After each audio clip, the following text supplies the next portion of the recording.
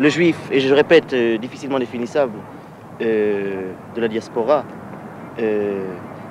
était un certain complexe d'infériorité ou un complexe d'une minorité au sein d'une population plus grande, ce qui a sans aucun doute à mes yeux caractérise le juif israélien, c'est un très fort complexe de supériorité.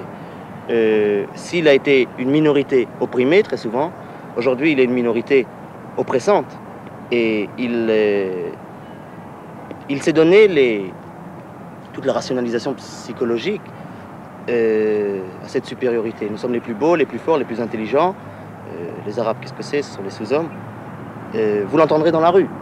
Vous l'entendrez même dans les kibbutzim qui sont l'avant-garde du sionisme militant.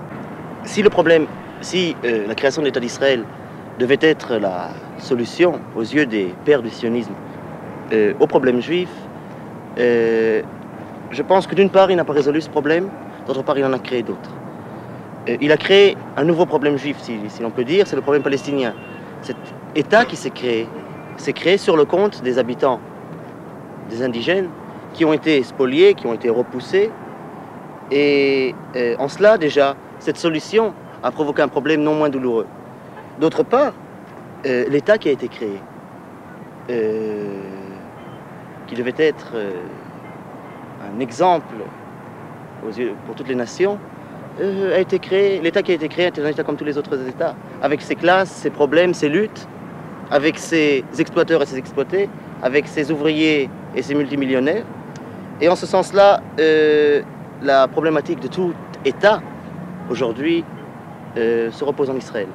D'autre part, il faut ajouter à cela le fait que l'endroit où les Juifs, où le problème juif existe de la façon la plus cruciale, c'est bien la Palestine, c'est bien Israël. L'endroit où 2 millions de Juifs vivent avec un grand point d'interrogation, où sans arrêt, ils sont en confrontation avec les masses qui les entourent. Sans arrêt, ils sont obligés de se défendre ou d'attaquer, le problème n'est pas là. Ils sont sans arrêt obligés d'être en conflit, et ce conflit se résout, s'exprime une fois tous les 10 ans, à peu près par une guerre.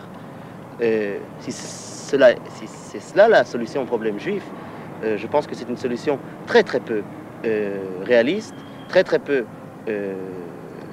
sans grands espoirs, et qui tout simplement a exporté le problème juif ici et a provoqué un problème qui ne peut être résolu dans l'état des choses actuelles que par une suite permanente de guerres.